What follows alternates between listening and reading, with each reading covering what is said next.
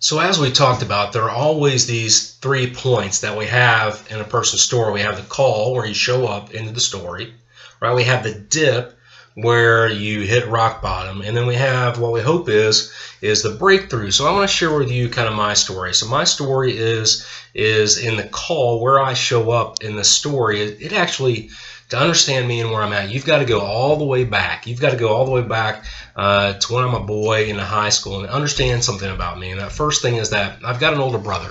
He's an amazing guy, right? And I've really grown to love and respect him. And he's 4 years older than I am. So where this starts is that as I'm getting ready to enter into my freshman year of high school, my brother has just graduated. Okay, he left the building, and what's really amazing is that there became a theme to my life, and the theme to my life is what I've discovered now, looking back and understanding how these stories work, is that the theme of my life is chasing ghosts. Okay, so my brother left, and as he left, I entered in. What I didn't know going into that experience is that I was about to be chasing ghosts for the next 4 years. And what I mean by that is you need to understand him. He was the guy who, man, everything he did, everything he touched just seemed to be magic. He was that typical overachiever, right? He was the guy that was good looking, right? He was incredibly fit, athletic. Co-captain the football team, in the top of his class, voted into the school's Hall of Fame, right? National merit finalist, even sang in the choir, did plays and musicals. It's like, okay, so he's athletic, he was artistic, he was popular, he was charming, he was smart. So that's kind of, then he went out and dated the homecoming queen, right? This guy was that guy. And so then when I come into it, that's the ghost, the presence. So the teachers, the coaches, even the student body, right? They're wondering how much of my older brother do I embody? How much am I carrying through?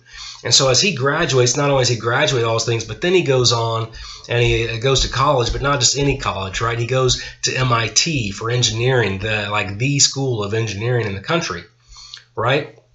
So he goes there where he plays football. He runs the Boston Marathon twice, right? He marries the homecoming queen. So this is that guy. He was named like the engineering student of the year in the world or something crazy. I don't know exactly what the title was, but the guy just was that guy. And so all through high school, I found myself trying to be more athletic, be more popular, do better in school. And I got burnt out, man. I was getting fried, right? I was absolutely fried. It wasn't me. I was not living my life. I was chasing his ghost. So it's fascinating, right? You fast forward after I get out of high school. I mean, I was depressed. On the surface, everything looked cool, but in high school, I was getting sick. I ended up skipping school because I just couldn't deal with a lot of things. But I still did well. I still did fine just because I pushed myself to compete with that ghost. But then let's fast forward 5 years later. So I'm 23 years old, and I choose a career that seems to be a career based on chasing ghosts. I'm 23 years old. I get into the real estate industry, right? So I'm in Des Moines, Iowa. I decide to go into real estate, and at first I'm just kind of having fun with it. I thought it'd be a good way to make a great living, maybe sell some houses, see some cool places, right? Meet some neat people. But I started getting some tastes of success, and then very early on I got involved with hiring a coach, and that coach started pushing me. And as I started making more money, I started reinvesting more in my education because I wanted to grow, because I'm a competitive guy. And so then in this real estate industry, what do we love to do at conferences?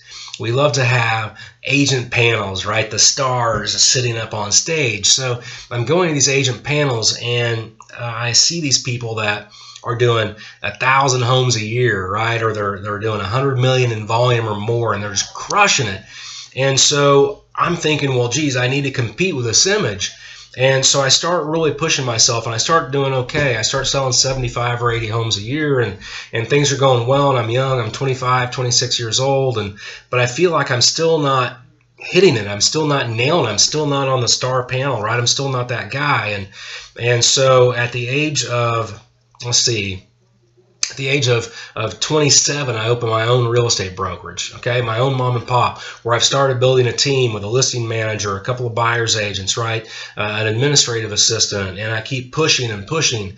And then by the age of 30, I have the opportunity to open my first real estate franchise. It was a Keller Williams franchise. I opened it in 2003 at the age of 30 years old. And at that time, it was the early 2000s, and there was this feeling of a land grab going on, right? I'm like, man, I need some of this. I want this. I want the jet. I want the car. I want the house. I want the beach place, right? Because I'm in the Midwest in Springfield, Missouri. I'm like, I want these things. I want this lifestyle. And so I need more, right? So I get competitive. I go to these mastermind panels and everything else, and I'm trying to learn what it is they're doing, how I need to do it. And I'm chasing this person on stage who I don't even know, but I'm chasing them, right? And so I open up that Missouri franchise. Then I get up and I relocate. I move down to South Florida, where I open up a South Beach office. I help open up Coral Gables office. I open up a title company. I open up a mortgage company. I buy 22 rental properties, right? I've got to have more. I've got to have all this stuff. And if I want to be considered successful, I need all these things. I need to just kill it, right? So I'm working super hard. I'm busting my tail. My relationships stink, but I think I'm on the right path, right? Because on paper, I look like I'm doing pretty well. And then what happens is the crash happens, right? 2006, 2007. And I go through some tough times. My mortgage company has to close. My title company has to close. I have to give up my ownership interest in the South Beach office and the Coral Gables office. I have to give the keys back to the bank on my 22 rental properties. My house goes into short sale. I go through a divorce, right?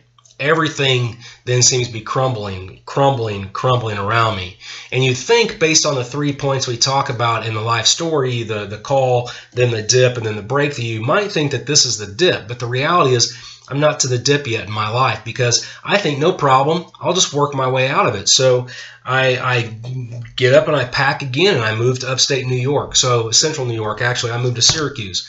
So I'm in Syracuse, and I help open up a Syracuse franchise. I help consult the Albany group, the Rochester group. I'm talking to them about becoming a regional director for the company. I'm doing all these things. I buy two more rental properties. I buy a commercial building. Right? More. I still think the answer is work harder, acquire more, and build more. And I'm stressed, right? I'm still not happy, but I feel like I'm building the paper back up. So then I have a chance to go down to northern Mississippi and turn around a real estate franchise there. So I'm there, and I'm working, I'm busting my butt on that franchise. And I take ownership there, and then I buy 3 more rental properties. I buy the big house, right? I get remarried. Awesome lady, awesome understanding lady who helps ground me and bring me down to earth. If I get married, I have a baby, right? And as I have my daughter, what I'm realizing is I'm working more and more and maybe rebuilding my paper, but I'm not getting any happier. So I'm going to get out of leadership. I'm going to get out of being the road warrior. I'd move down to South Florida, where I take on the role of CEO of one of the top real estate teams in all of North America. And I'm there, so I'm working more, right? And I think this is the path. And I'm actually doing better. I'm getting happier there. I'm finding more balance. But then one day I get a phone call. It's a phone call from my mother. And my mother's on the other end. She says, Jeff, we need to talk. Your dad's sick. He's not doing well. As a matter of fact, he has cancer. And so this was the second time my dad had gotten cancer. So it didn't completely throw me off, because the first time happened back in the early 90s, and he fought it and had pushed hard for another 20 years. So, but it was a reality, right? It's like, okay, this is real life. And so I decided to take a leap of faith, and I was trying to learn more about family being important. And my father and I had a strained relationship through the years, and I decided if anything was ever going to go wrong, that I never wanted to look back and say, I wish I'd had a relationship with him. So I packed up my wife, packed up my daughter, who was 3 at the time, and we moved back to southern Missouri. And because of working so hard, we had the opportunity to take a year off and spend with him before going back to work. But what's interesting is, during that time back there, I'm getting to know him, I'm bonding, I'm learning so much about this man. And what I discovered about this man, to help paint a picture, some things I knew, some things I didn't, but one is that he was a very passionate man. He's very passionate about his life. He's very clear on what he felt his purpose was. He felt his purpose was to provide a good life, a good, good, solid, stable life for his family. And he felt like it was giving back to the education community. See, my dad was a teacher. He taught for 30 plus years, and then he became what's called a director for the National Education Association, and representing them in their fight for certain rights. And he was very passionate about it, and he worked all the way up until 70 years old. And he was also very passionate with other things. He was a big guy too, right? I mean, he worked out still when he was 70. He still lifted weights 2-3 days a week, and went to the gym, and he was just very committed to being the best version of himself, and being true to himself, and being true to his values as he could be. And so that last year that I had, I really learned a lot from him. And where my dip actually happens is that I'm over there, and I'd moved about 20 minutes or 30 minutes away from my father. And one day I get another phone call. This was about 6 or 7 months in us being back in town. And it's my mom, and she said, "Hey, Jeff, your dad's had a fall. Can you come over and help us get him in bed? He can't get up and get in bed." So I'm like, okay. So I hop in my car and I drive. And again, it's maybe 15, 20 minutes probably on the drive over there. And when I show up, I walk into the house. I end up kind of walking down the hallway and back into the master bedroom area where my dad had fallen. And when I walked into that room, what I saw was this man who had previously been so strong mentally, physically. As I told you, he worked out all the time. He was, 6 foot, 210 pounds or so, right? And big, broad shoulders. And when I got there and I saw him, he was laying on the floor. And through the chemotherapy and the radiation and the inability just to eat right and not work out, this guy had shriveled. I mean, he'd shriveled down. I'm guessing to 150 pounds, maybe 160, maybe. I mean, that's 50 pounds. He'd shriveled down, and he was laying there on the ground, completely naked, with a catheter in. Couldn't move, absolute mess. He couldn't even lift himself up to get into bed. He could hardly move. My mom couldn't do anything. So here it was. It took me 15 or 20 minutes to drive there. They had already tried for 10 or 15 minutes to get him up. So my dad had been laying there basically helpless for, let's say, 30 minutes. So I bend down, I pick him up and move him over, lay him into bed. And, man, I can still see it like it's yesterday. So I move him over to bed, and then I, kiss him on the forehead, and I get in my car, and I drive back home. And it's during this drive back home that honestly is where my dip happens. And what happens is I'm driving home, I'm sitting there thinking about my father and the conditioned state he's in. And what I've learned from this man is that you should live your life full of passion and purpose and strength of character and values, and always pursue, so that at the end of the day you really have no regrets. And I missed that lesson. Instead, somewhere along the way, my chasing ghosts, I pursued a different path, right? I pursued this path of acquisition, of greed, of accumulating stuff for the sake of doing it to show people on the outside that I was worth something, that I was worthy of something. And what I realized as I looked back is that I had not been pursuing my passions at all. My passions, as I got more clear about them, is my passions are about giving back to others, is teaching them like he did for 30 years. I love to teach. I love to train. I love to share. Right? I love to help other people succeed. When I hear that people I've spent time with are killing it in the industry and having fun and balance and checking everything off their bucket list, I feed off that fuel. And so why is it that I wasn't listening to my heart? Why is it I wasn't listening to that? And so what I decided at that moment was that I was going to commit, that I was going to take a leap of faith, that I was going to start pouring my heart and soul into helping others achieve and grow and succeed.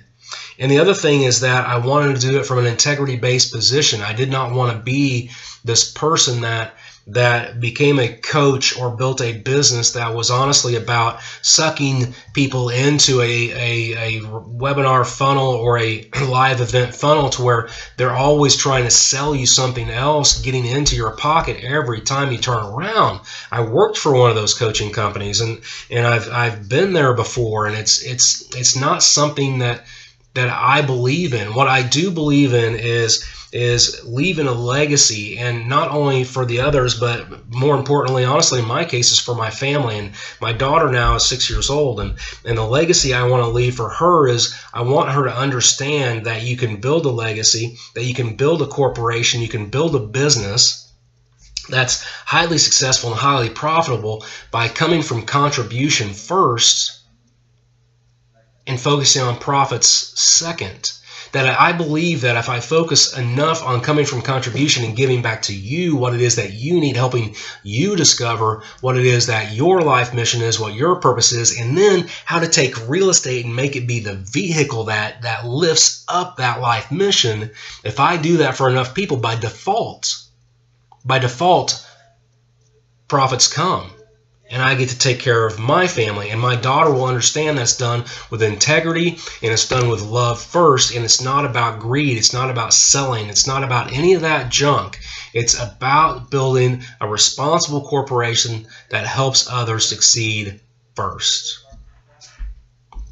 And so I took this huge leap of faith, right? I stepped out of the CEO role of running this team. I was given an opportunity to go back there. I was given an opportunity to take other real estate franchises over and turn them around, and I turned them down. I decided to stay in Southern Missouri. I decided to focus on my family. I decided to focus on creating the training and education platform and the tools to help others succeed first.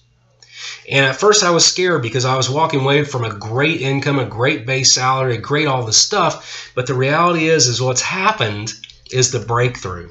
So once I hit the dip and got clear on my purpose and why I was here, the breakthrough happened. And over the last 2 years, I've more than tripled my income. Right? Last year, I took 12 weeks off, and I went and spent 6 weeks in Florida. I went and spent 2 weeks at the lake, right, with friends and other couples, and we had an amazing time. I got to take my daughter around everywhere. We have the opportunity now to homeschool our daughter and spend the kind of time and pour energy into her, right? So we are doing the things that we want to do while changing other people's lives, and at the same time, because we're being true to my heart and doing those things, our income has literally tripled. So guys, I wanted you to hear what my story is, and I want you to understand why I'm so passionate about helping you find your story, and why I'm so passionate about helping you find the tools and the support and the pieces that you need to then go on and see your breakthrough. So as I've discovered what my big why is and how I'm going to leave a legacy, I want you to ask yourself what yours is.